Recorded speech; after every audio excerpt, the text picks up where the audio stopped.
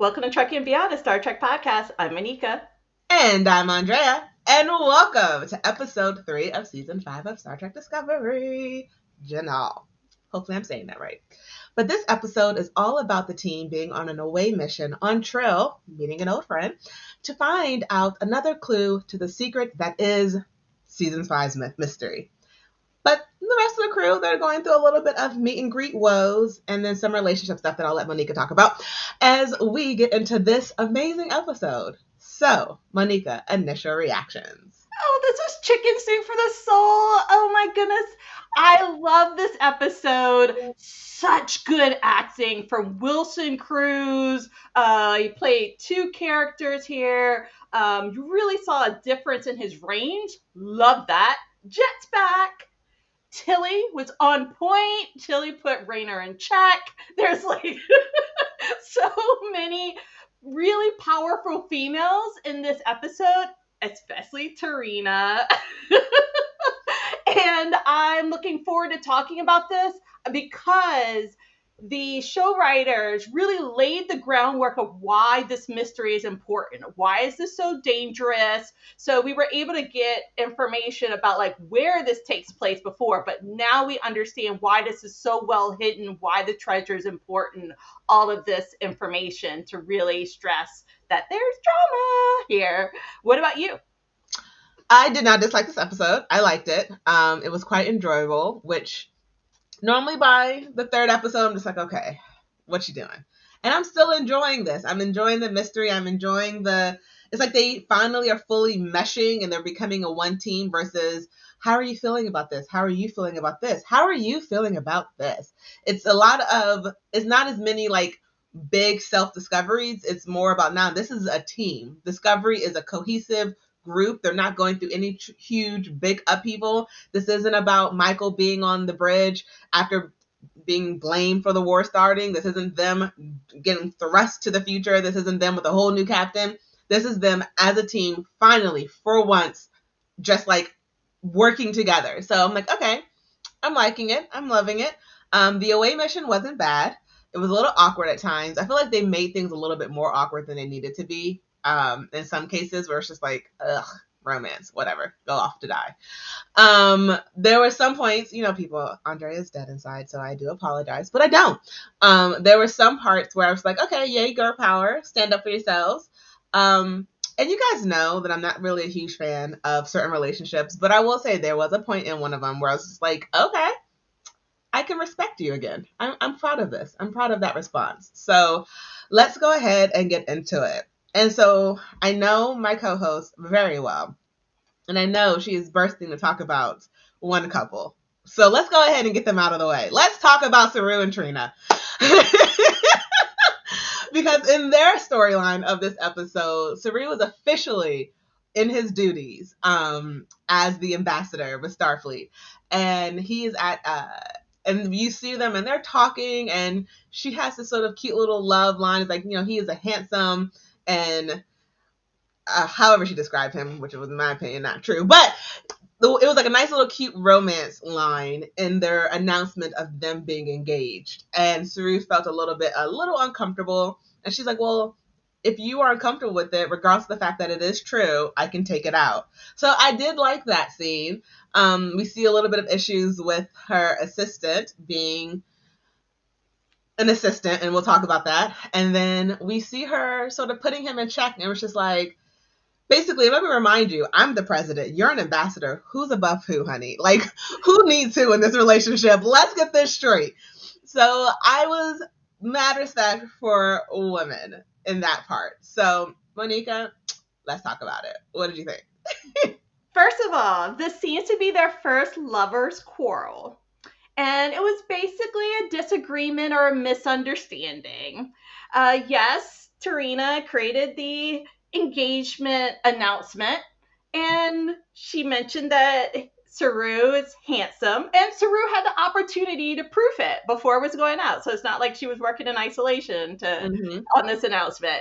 And she also said that he is erudite, and I had to Google it to figure out what the word is. So there was actually quite a few big words or advanced vocabulary in this episode. That part was true. And erudite means having or showing great knowledge. And I was like, That is true. That is very that true. is That is very true. true for Saru. So I guess he's more humble, but she wasn't saying anything embarrassing about him. And he's also an ambassador now, so she was putting that out and sharing it with the public.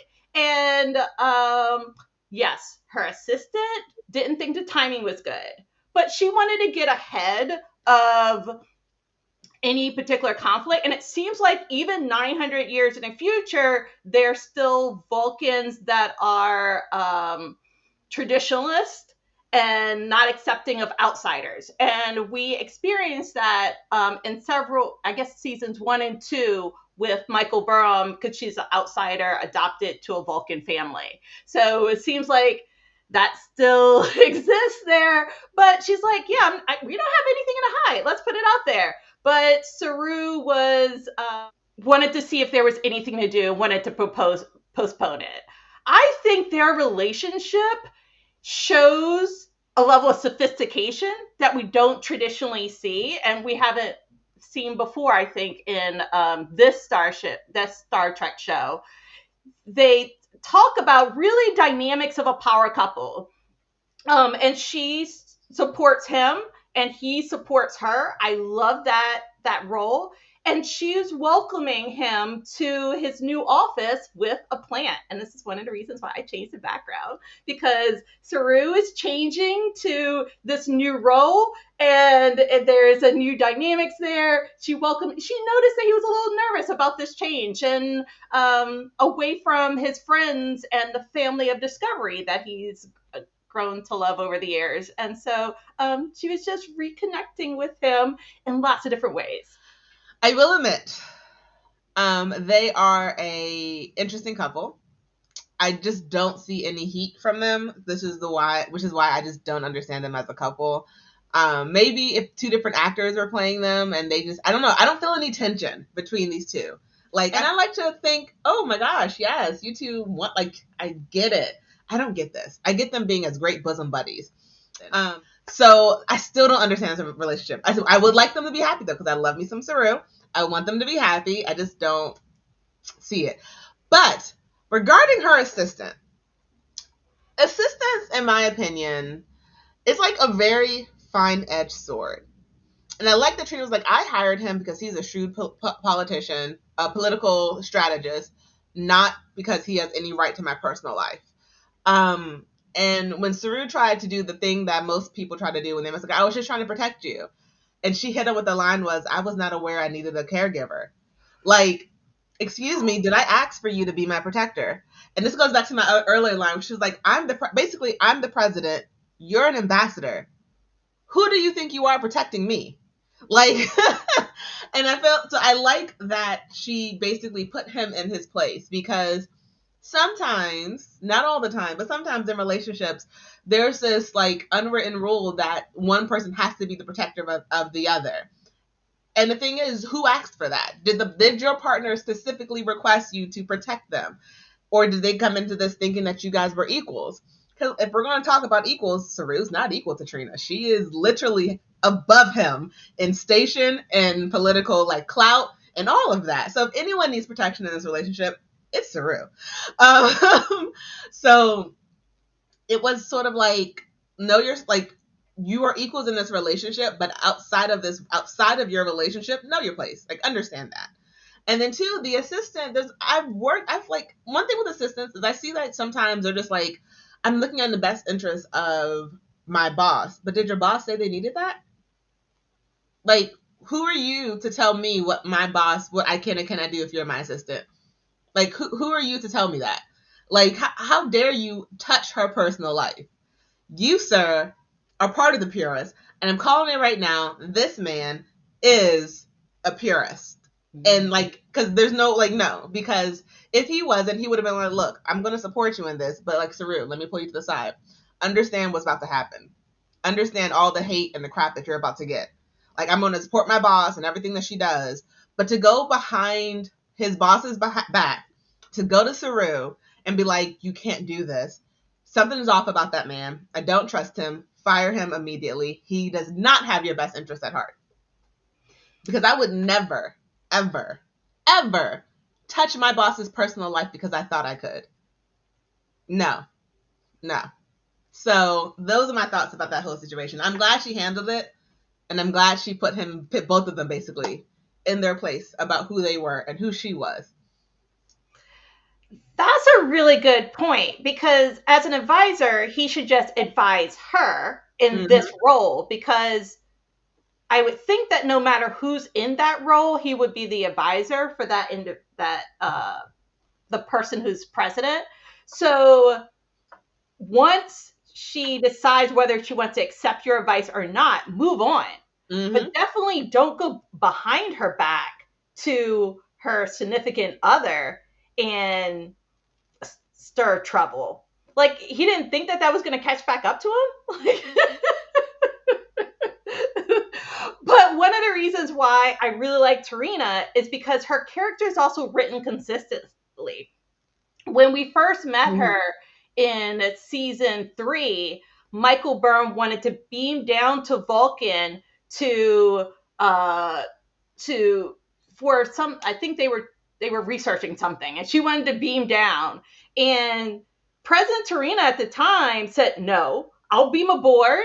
And she said, oh, you want a trial? Then we'll have to have the trial here. But she did. Oh, there was some data that Michael wanted to get, and then she didn't want to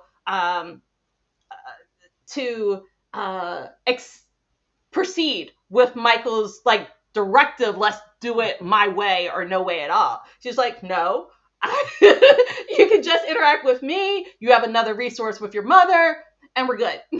So I like that the way they are projecting her character. So yes, she has been true the same every single episode. So Saru also admitted to her that this was the first time that he had been in this awkward situation, and he wanted to talk about it, right? So he didn't just hold it in. Like, I feel like Michael and Book does quite often. Like, okay, let's not talk about this drama that we have. So he's like, okay, I want to bring this to attention. And then she said, oh, okay, so I forgive you. Let's move on. And now they have great communication. They are best friends. If anyone on this show could be best friends, and I would believe it, it would be those two. I just don't see the love, which I don't have to. Other people do. I'm glad y'all do. On to the next awkward couple onto the show is Indira and Gray.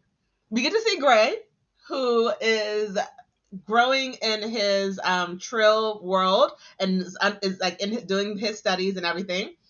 And Indira feels very awkward about seeing him, and it's even a little funny that Jet picks up on it. Jet picks up on this, and Paul's like, I don't want to think about what they're gonna do when they see each other, and just like, no, you idiots, they're gonna break up.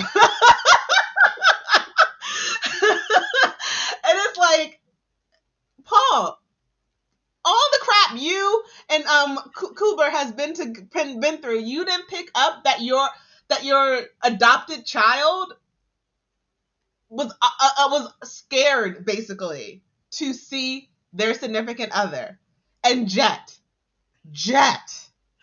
who by their own admission, like, is very awkward, saw it. And granted, I'm gonna be super honest. I'm glad they broke up. I'm a firm believer of, if it's meant to, it will happen. And these two people are both in very different places in their life, and there's no reason for them to be together if they cannot actually be together. Now, that's not to say I'm not rooting for them to get together in like 10, 15 years when Gray is out of training and can possibly be a little bit more, can be away from Trill, or Indira has been promoted outside of Ensign and can maybe choose a posting. But right now, they are both in very different parts of their life where a relationship will not work. So I'm glad they broke up on good terms, where they can still stay friends. And I do have hope, because they were adorable.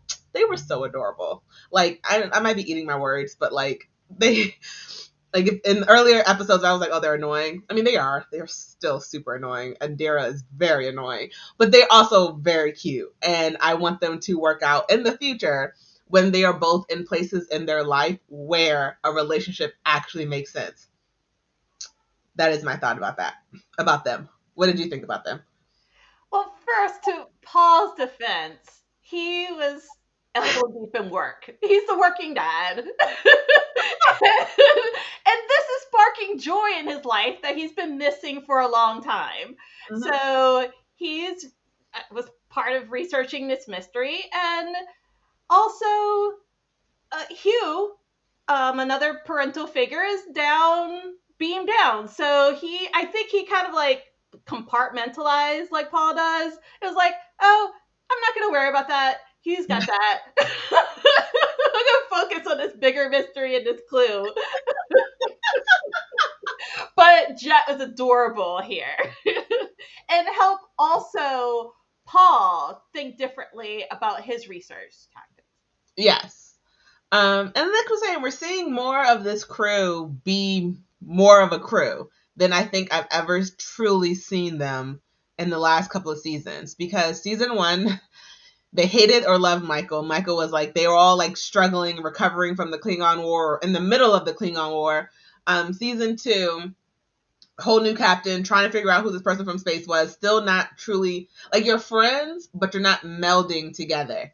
Now you're thrust into the future and you guys don't know what's going on, and every day is just trying to figure out how to explain why we made this huge change that we did.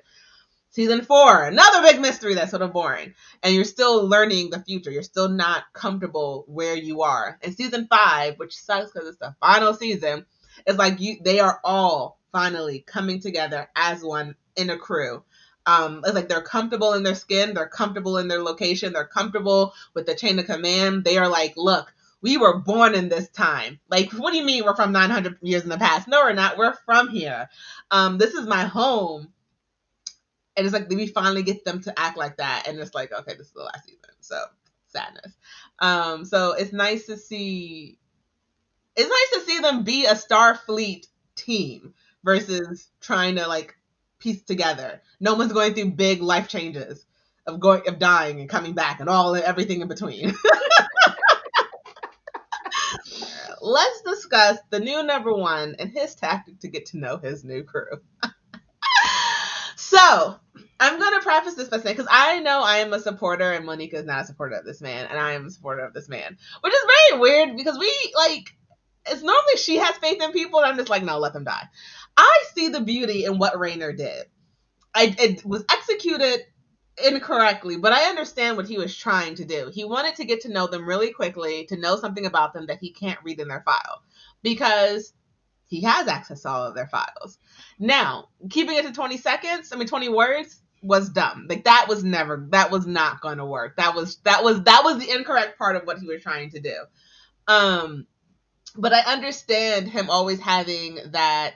I understand his mentality that he explained to Tilly at the end, that basically he, on his last ship, things were different and his crew understood personal and professional, keeping things separate when things needed to happen.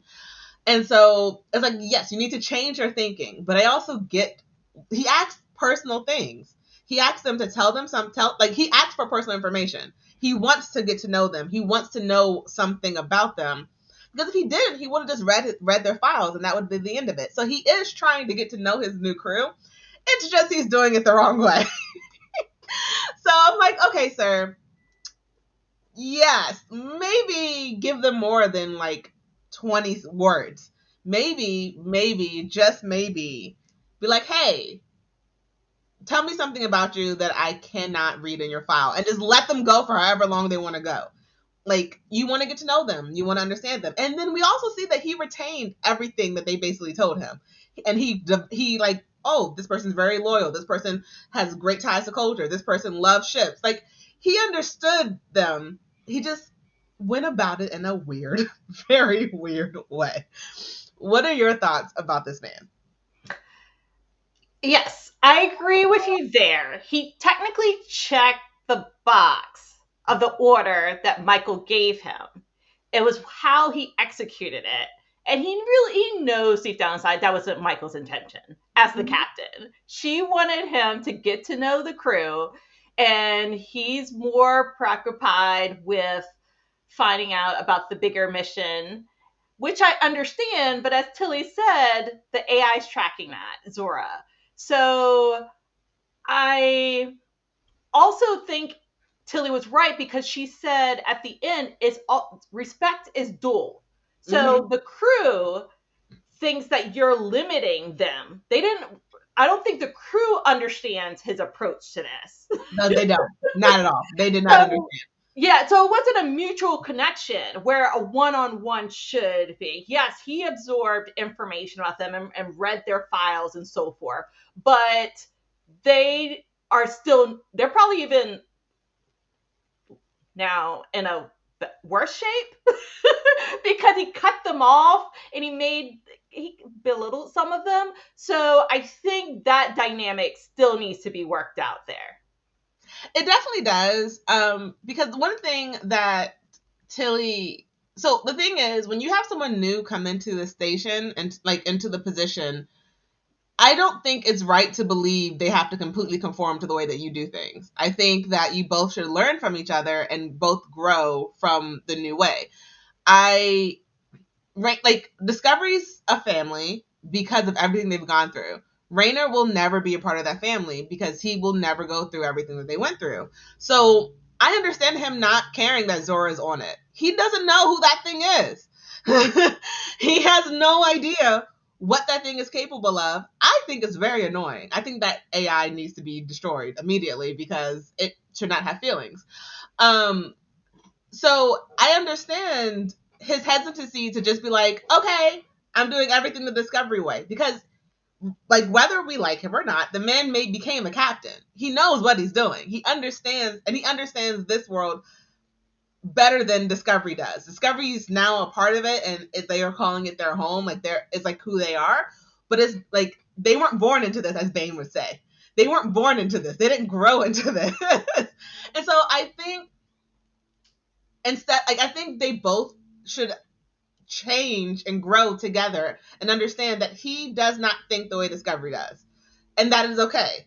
And just like, but also find the happy medium that works for both of them, because he did do what Michael wanted him to do. And while on the surface with everyone there is like, dude, you didn't like, what was this?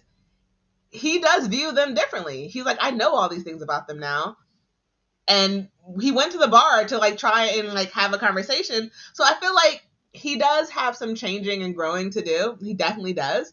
But I also think they can expect him to be Saru and act and treat and talk to them the same way Saru did. So I feel like they both need to grow. And not to say Discovery's wrong. I'm not saying anyone in Discovery was wrong, because yes, this man is like, you're an interloper, you're coming into our space, you're not acting like how we would want you to. But he's also not like, you can't expect him to change his entire personality to fit you guys. You all have to figure out how to work together and become a new crew with your new number one. So I will have to say, like, Tilly, yes, respect goes both ways, but you cannot expect him to act the way that you want him to act every single time. And he can't expect you guys to act like his old crew. Like, it's not going to work if you both take your own individual expectations of each other and put them on each other when it's like, no. We don't work that way. You got to find your new way to mesh together. Because I think he does want to become their friends. He just is going about it the way he would on his old crew. That's not going to work here. And I feel like they were like, okay, well, Saru was a lot more different.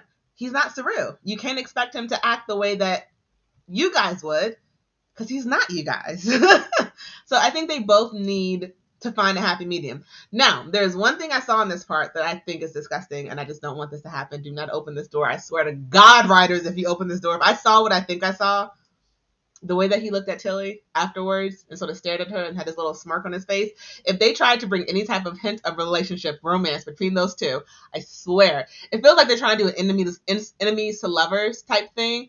And if I see anything, this is like literally every single plot piece you need to create enemies.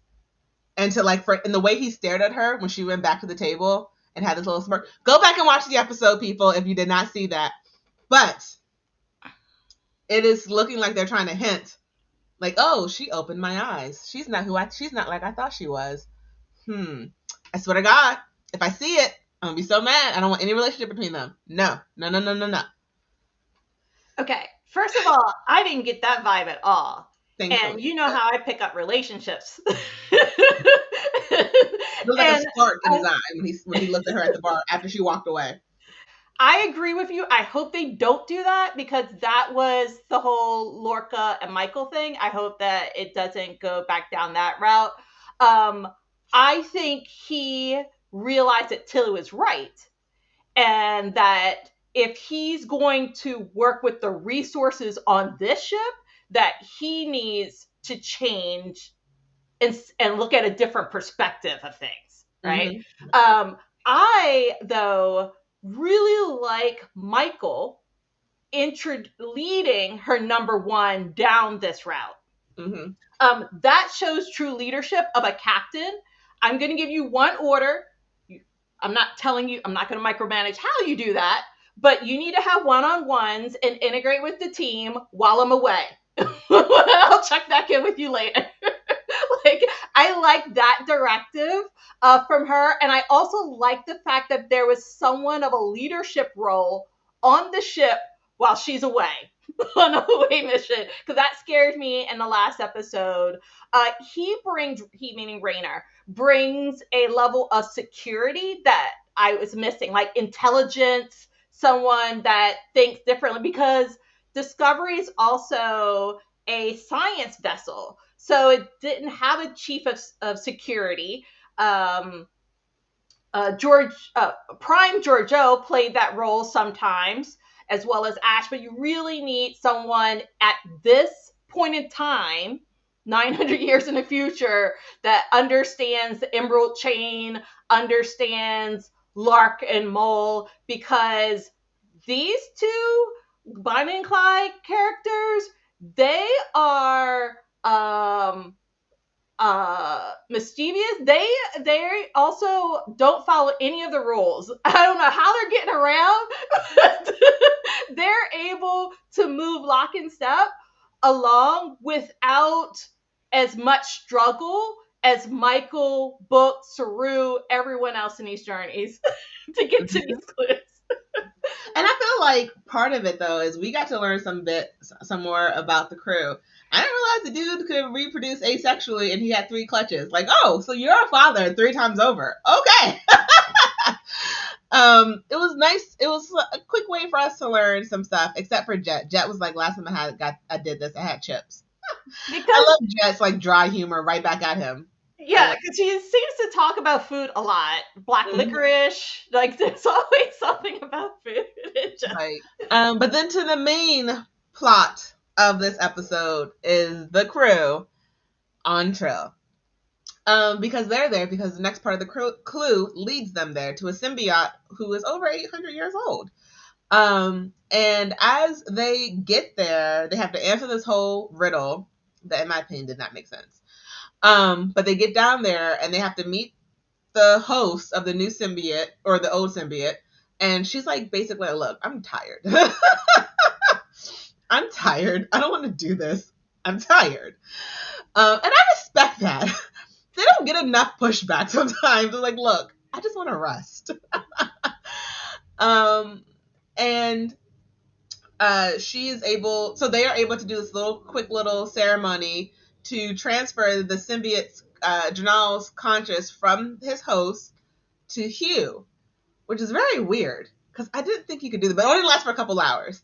And I'm thinking, one, sir, like, why would you allow this to happen to you? 1. 2, why wouldn't you go into another Trill person's body?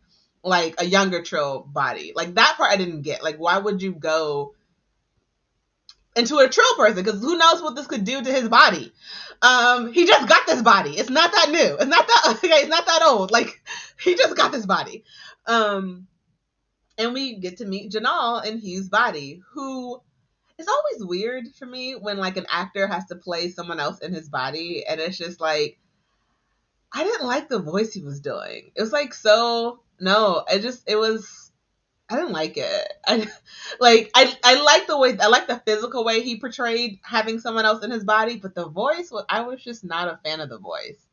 So before I get to Hugh, I thought that we're never going to have this like outer body experience, the Trill, the symbiote transfer. I thought it was going to be to Gray. I It would thought make more sense. Gray would become like the new temporary host. That would make the sense, right? That would make sense. But then Hugh volunteered. I was like, well, I guess that's why he's on this away mission. But I also noticed that Wilson Cruz changed with a snap his demeanor. So his shoulders broadened, the voice got deeper, more suave, and he consumed this new character that I hope we circle back to later and learn more about. But I thought that the acting was good. I felt a little Billy D. Williams in it, especially later on when we were sitting back. Oh, I could see that. Yeah, I could see that. I still don't like the voice. Yeah. it just, it was like almost, it's like a cross between a whisper, like a sexy whisper, and it was just like, sir, this cannot be your entire voice. This is the rest for the rest of this episode. Because at first I was like, okay, he's just getting used to speaking like this again, like that's why. And it was like, okay, he's like, oh yeah, you're Starfleet. Okay, like almost like, you're waking up and the voice you have when you wake up is like a gruff voice. So you're like, when you woke up like quickly out of a deep sleep and you're just like trying to get your bearings. I was like, okay. But then like the voice did not go away. And I was just like, sir, I'm so uncomfortable with your voice right now. Like everything else about you, totally fine. I like the little jokes. It's like, oh, this guy really works out. And you'll Yeah. never not convince me that Hugh told him to say that. Like you'll never not convince me that Hugh was like, say this. I love that Jinaal put them through a test. Didn't just like, hey, here you go. Because even though he's in Hugh's body, I would assume that he would have access to Hugh's um like thoughts and memories, maybe, or intentions at least, and know that they had a honorable intention. And even through all of that, he was like, no, I'm still gonna put y'all through the ringer. I'm not gonna tell y'all crap because I want y'all to prove to me that you are who you say you are. You're good people, which I like that. So it made for like a fun episode almost. And at the end to find out like, oh, this was all a trap to be like, are you good people or are you not? Uh, and like the fact that Jinaal was like, yeah, if y'all died, y'all died. Like, y'all would not have been worthy. It's go to me. It goes to show that while yes, they want someone to like find this power, which why would you want anyone to find this power? Why would you want anyone to find this power? At least they have rules and a test for it. Like you have to be smart, you have to work through everything, you have to be honorable. Like I can't tell you where the rest of the stuff is, regardless of the fact that I know where everything is. I'm not going to tell you because you have to prove at each step that you are worth getting this. So that makes me feel a little bit better about this whole big mystery. That is not a oops, accidentally you get there. Like no, you have to work at it. So hopefully each episode we're seeing these people prove themselves in an actionable way and not through a scientific way. Because no offense to science lovers, those episodes are so boring when all they're doing is like trying to figure out a puzzle and there's no physical aspect of it. I'm a little bored. I'm so sorry. So sorry. Don't judge me. So speaking of the science part, I was thinking, oh my goodness, I'm so glad the emerald chain didn't take over that canyon where that last clue was placed. If some of those rocks moved, that piece of the puzzle could have, I don't know, flown away, could have moved somewhere else. Like, who knows if those raptors would have, like, kicked it or something like that. It wasn't buried underground. It just seemed like, oh, Oh, this is very. that's a good spot. And some rocks. Rocks that are not rocked together. They're not melded together. We could just pick this rock up and put it on. Oh, look! Something was hidden here. Also, that there wasn't any decay around the engraved symbol. I was surprised at that. but I'm glad it worked out. So not looking at this too, but with a lot of detail there, but it was just very convenient. But we see though, as we get to the end of that episode, and Dara stays down after like they get the clue and they go back and Hugh is like Hughfied again, and and we see him like zip up. He's like, "Oh, I'm unzipped. Let me zip myself back up real quick." Like he's gonna go to medical to get checked out because again, he's not Trill. Why are you letting him post something? It's we see that Indira stays for the rest of the ceremony to say bye to Gray, which again I love them as best friends. I love them in this part of their life because they're both really young by these standards, and they have a lot of growing to do. And so I want them to be able to grow independently, and then maybe in the future they can come back together because they're both like adults in their respective fields. I want that for them. But at the very end, as everyone's doing a little shake goodbye, we see there's a little hooded figure who made it down to the planet, which tells me, which goes back to what you said earlier, that they have a whole different type of technology. Because how did no one know that how did they not know that she was there? But also we know that she's a really smart person because her father was one of the best carriers out there, and that she joined when she was very young. So she has to have some type of street smarts about her, but again, like, how did you get on a whole planet and they didn't know? Like, you were in a special ceremony touching people and they didn't know you weren't supposed to be there. So I'm just like a little curious about this. What did you think of that? Oh yes, I was thinking they didn't sense you, and just a previous conversation, one of the leaders from Trill mentioned that there's Trill security that will protect them. Well, that didn't happen. And I guess she didn't ask for permission before beaming down because Michael asked for permission, and that leader beamed onto the ship and said, well, before beaming on, said, no, you can't beam down. There, you have to answer this riddle. So it goes to show that sometimes you shouldn't ask for permission, you just do. And that's what criminals do. They just do. And so I wonder also how they were able to know how to get from the last point to this other planet, because there was a bunch of drones in the eyes and like I don't know, trapdoors and stuff like that. So there's warp core, or there's some other way in which they're able, not warp core, but warp signals that they were able to find. I don't know, but they were able to find their way. My theory on that is when Book tried to secretly call them, that they put like some type of tracker in their system. I feel like they're just tracking Discovery and just trying, and they're going down to learn what Discovery is learning. But no, I think they're going to try and let Discovery do all the hard work, and they're just going to like swoop in at the very end. That's my thought on that. This is the problem with giving Books so much access, and then with this unaffiliated professional associate along for the ride. To be super honest, him like staring at a photo, you don't know this girl, Book. You do not know her. You knew her father. Do not transfer the feelings and the appreciation and admiration you had for her father onto her. She was not raised by her father. She has been in the life in the system. Like, she does not know who you are. She does not care who you are. Stop staring at her photo like you are her biological father and you've been looking for her for years, because you're not. And that's going to get him in trouble, and he's going to do some stupid crap. And I can see it coming down because Book, she is not your family. Also, if Discovery did not have to complete a bunch of red tape to be able to travel for this red directive, then they could have left Trill earlier. Mm-hmm. Right? So I think Adira should have beamed out when Michael left. Yeah. That I understand her. Like, I get why she stayed. It didn't make sense. Right. Well, They broken up.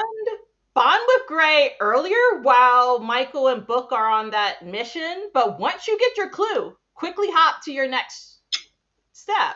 You sis. You sis.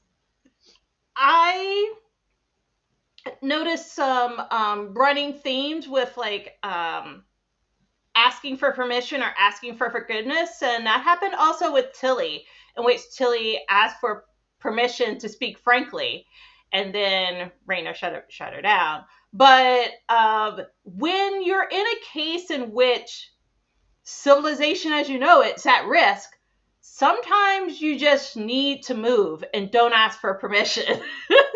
So it makes you really wonder about these formalities. And I hope that the president is not like purposely slowing things down or what's going on, because you should be able to expedite things like this if this is the most important thing that's going on. I just hope these episodes continue to be action packed and fun, and every episode we learn something important, because I don't want filler episodes. If this is the last season we get of Discovery, every episode should mean something. I don't want a single filler episode. So far they're keeping to that, and I'm fingers crossed every episode would be good. So, as always, I'm Andrea. And I'm Anika. And live long and prosper.